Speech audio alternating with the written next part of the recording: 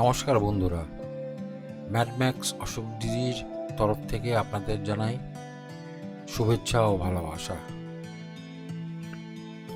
আজকে আমরা আপনাদের সামনে নিয়ে এসেছি একটা অপূর্ব জায়গা, যেখানে আপনারা অনেকবার গেছেন এবং অনেক ভিডিও দেখেছেন। আমার এই ছোট্ট উপস্থাপনা আপনাদের ভালো লাগবে কিনা জানি না, দেখুন কীরকম লাগে। আজকের এই পর্বে আমরা যাচ্ছি উত্তরবঙ্গে লাটাগুড়ি শহরে। এই লাটাগুড়ি শহর আপনার কলকাতা থেকে প্রায় 600 কিলোমিটার দূরে, এবং যেতে হয় আপনার শিয়ালদা থেকে বা হাওড়া থেকে ট্রেনে করে নিউ মাল জংশন থেকে গাড়ি করে লাটাগুড়ি শহর। আমরা গেছিলাম লাটাগুড়ি শহরে এবং সেখানে আমরা ছিলাম 3 দিন। এই 3 দিনের মধ্যে আমাদের খুব একটা দেখার সৌভাগ্য হয়নি, কেননা ভাগ্যের উপর নির্ভর করে আপনাদের জন্তু জানোয়ারগুলো দেখতে। যদি আপনাদের ভাগ্য সহায় থাকে তবে আপনারা এই জন্তুদের আপনারা দেখতে পারেন। এই লাটাগুড়ি শহরের চারিপাশে আপনাদের অনেক দেখার জিনিস আছে, যেমন আছে জঙ্গল, চালসাতে আপনার হনুমান মন্দির, নেওড়া নদী, মূর্তি নদী আর গরুমারা জঙ্গল।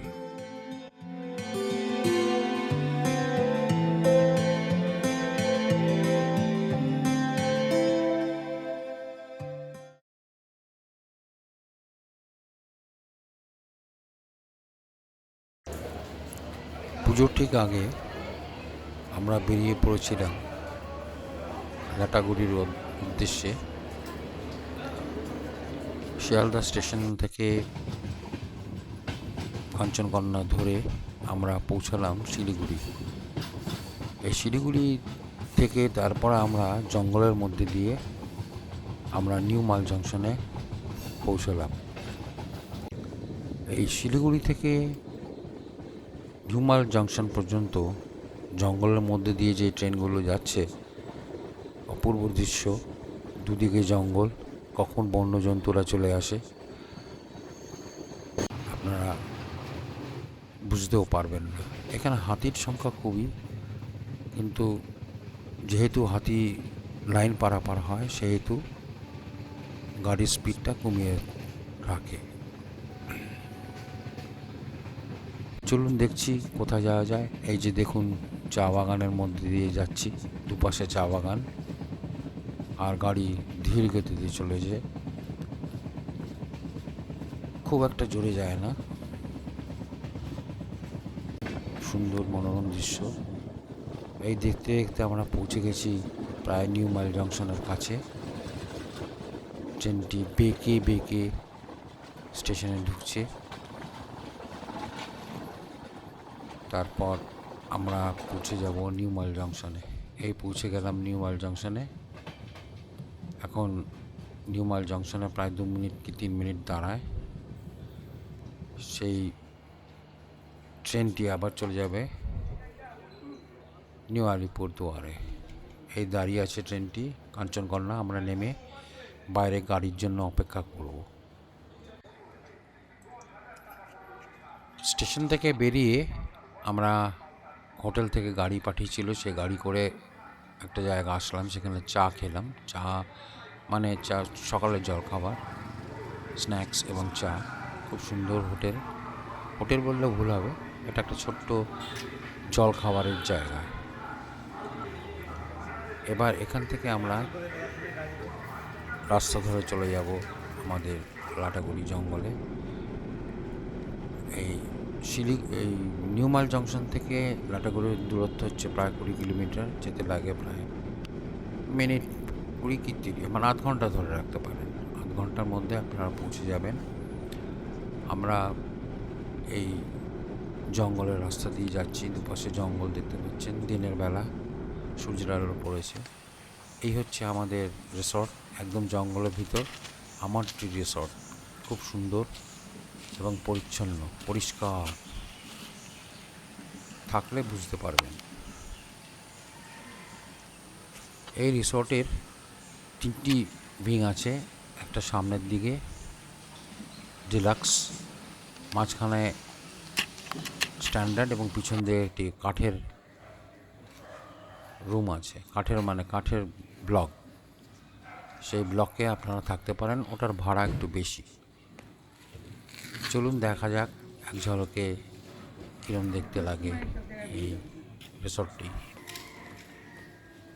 এই যে দেখছেন, এটা হচ্ছে কাঠের রিসর্ট, দোতলা, সামনে বারান্দা চেয়ারও আছে। এই হচ্ছে আমাদের রুম 102, একদম গেটের সামনে, জঙ্গলের পাশে। এটা হচ্ছে বিছানা, বসার জায়গা আছে, চা করার কেটলি আছে।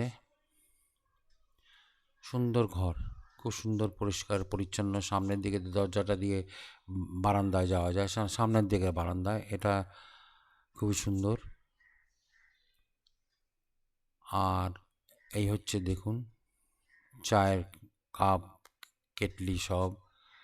এটা হচ্ছে আলমারি, আপনারা জিনিসপত্র রাখতে পারেন। এটা হচ্ছে বাথরুম, গিজার আছে, একটা আয়না আছে, বেসিন আছে, একটা সুন্দর পরিষ্কার কমোড আছে। কমোডটা খুবই পরিষ্কার এবং নতুন। শাওয়ার আছে। দুপুরবেলা খাওয়া মাছ ভাত, মানে কাতলা মাছ, ভাত, আলু ভাজা, ঝুরঝুরে আলু ভাজা, কফি, ডাল। সুন্দর ব্যবস্থা, রান্নাবান্না বেশ ভালো। ভাত আছে এবং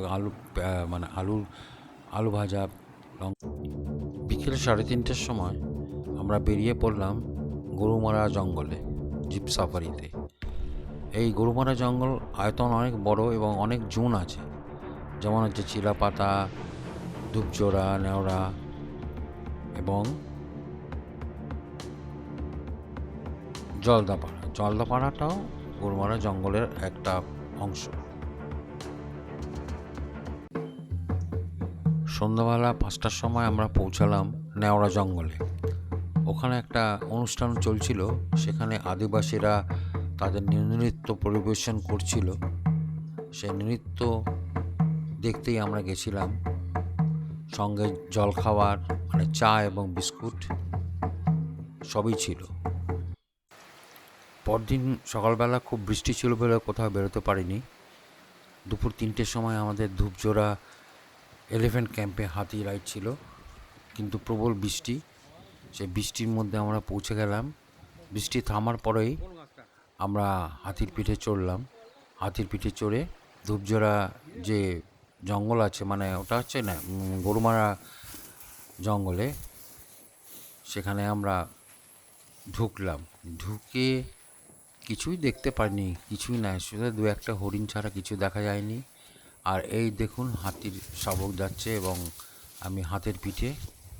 আস্তে আস্তে দুলকি চালে হাতি চলছে, সামনে মূর্তি নদী। আমরা আস্তে আস্তে এগিয়ে যাচ্ছি।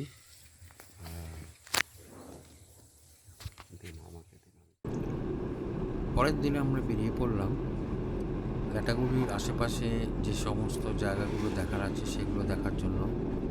একটা গাড়ি নিয়ে সকালবেলা 10টার সময় বেরিয়ে পড়লাম।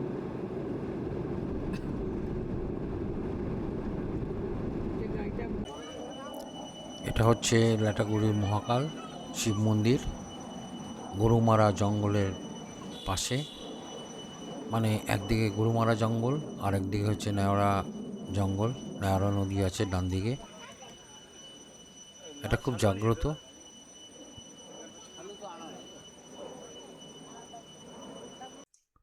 এটা হচ্ছে মালবাজারের হনুমান মন্দির। এই হনুমান মন্দির খুবই পুরাতন, সংস্করণ হয়েছে এটা, তবে খুবই সুন্দর এই মন্দিরটা। মন্দিরের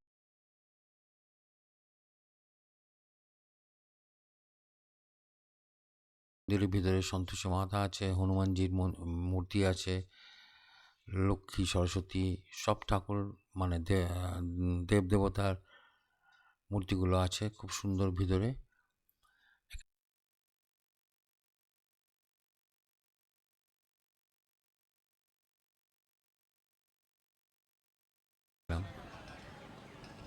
আর এটা হচ্ছে মালবাজারের একটা পুজোর প্যান্ডেল। এটা ছিল বোধহয় সপ্তমীর দিন 10 তারিখ, হ্যাঁ 10 তারিখে সপ্তমী ছিল। আমরা ফেরার পথে পুজো প্যান্ডেলে ঢুকেছিলাম, ঢুকে দুর্গা মাতার প্রতিমা দর্শন করলাম, খুব ভালো লাগলো।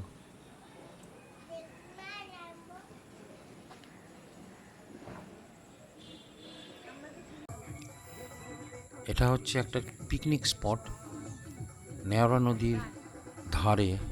সন্ধ্যা হয়ে এসছে, ফেরার পথে আমরা এই পিকনিক স্পটটা গেলাম। কাশফুলগুলো দেখতে পাচ্ছেন, কাশফুল মানে কাশফুল বললে ভুল হবে, কাশমন।